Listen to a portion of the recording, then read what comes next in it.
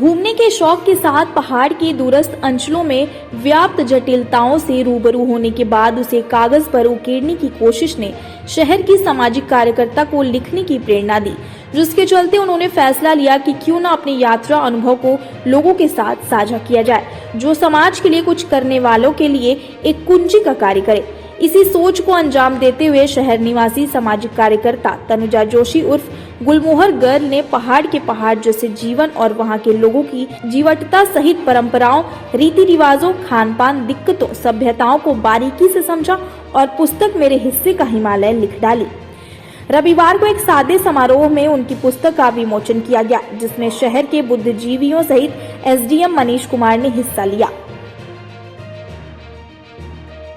मेरी पुस्तक जो मैंने लिखी हुई है, इसका शीर्षक मैंने रखा था मेरे हिस्से का हिमालय, जिसका कारण ये है कि हिमालय बहुत बृहद और विशाल है, पर मेरे हिस्से में जितना आ पाया, मैं जितना समझ पाई, जितना लोगों से मिली हूँ, उसे मैंने कहा है मेरे हिस्से का हिमालय। और ये जैसे नदियों के किनारे जो बसावट होती है, ज़्यादातर सभ्यताएं हमारी नदियों के किनारे बसी हुई हैं, तो उसी के लिए हम लोग ने एक हिसाब से समझिए कि शोध इसके में कर रहे थे कि वहाँ की परंपराएं, खान पान, लोगों से मिलना जुलना, उनके घरों में रहना। और टोन्स नदी के किनारे की सभ्यता के साथ हमने ये काम किया।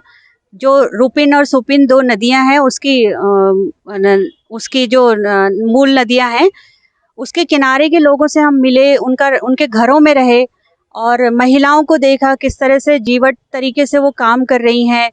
और इतने दुर्गम इलाके में होते हुए भी मैंने देखा कि वहाँ पढ़ाई लिखाई का लोगों में बहुत ज़्यादा चलन है, बहुत ज़्यादा अवेयरनेस है। सिर्फ दिक्कतें ये हैं कि थोड़ा लाइट पानी का, और जो विषमताएं हैं कि अस्पताल नहीं है, शौचालय नहीं बने हैं। तो इस विषय में हम लोगों ने वहाँ देख के बात करी, जागरूकता लाए और फिर लौट के हम लोग मुख्यमंत्री जी से मिले। हमारी जो टीम के संयोजक थे श्री रतन सिंह असवाल जी, उनके द्वारा और उनके साथियों के द्वारा ये काम किया गया। उसमें फेलोशिप भी करे हुए लोग थे जो कि अपने अपने तरीके से शोध कर रहे थे।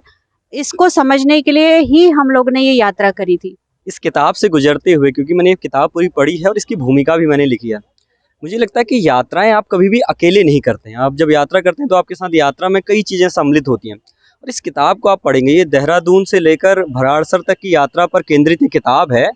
इस किताब को पढ़ते हुए आपको ये लगेगा कि आप एक यात्रा पर जाते हुए हिमालय की उस तलहटी पर वहाँ की संस्कृति, वहाँ की सभ्यता, वहाँ का खान पान, वहाँ की आर्थिकी, वहाँ की सामाजिक संरचना को भी आप समझ रहे हैं। मतलब आप ये देखें कि वहाँ मंदिरों के आर्किटेक्चर कैसा है, उसकी भी बहुत डिटेलिंग इस किताब में तनुजा की है।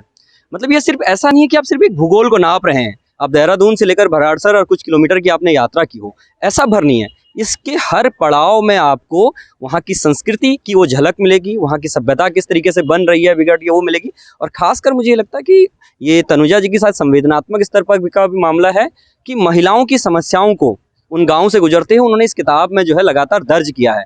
तो मुझे लगता है यह सिर्फ यात्रा वृत्तांत भर नहीं है, बल्कि यह उस पूरे इलाके के सामाजिक ताने बाने को समझने के लिए एक बहुत महत्वपूर्ण किताब है। और जब आप यात्राओं को समझते हैं और मतलब भारत से बाहर और पूरे वर्ल्ड के इतिहास को समझते हैं, तो आप देखते हैं कि भारत मतलब दुनिया के मानचित्र में यात्राओं ने बहुत कुछ जोड़ा है।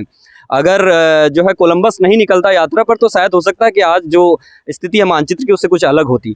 तो मुझे लगता है कि ये किताब कहीं ना कहीं उस इलाके को समझने के लिए हमें बहुत एक महत्वपूर्ण साबित होगी और आने वाले शोधार्थियों के लिए एक जो है ये महत्वपूर्ण किताब होने वाली है।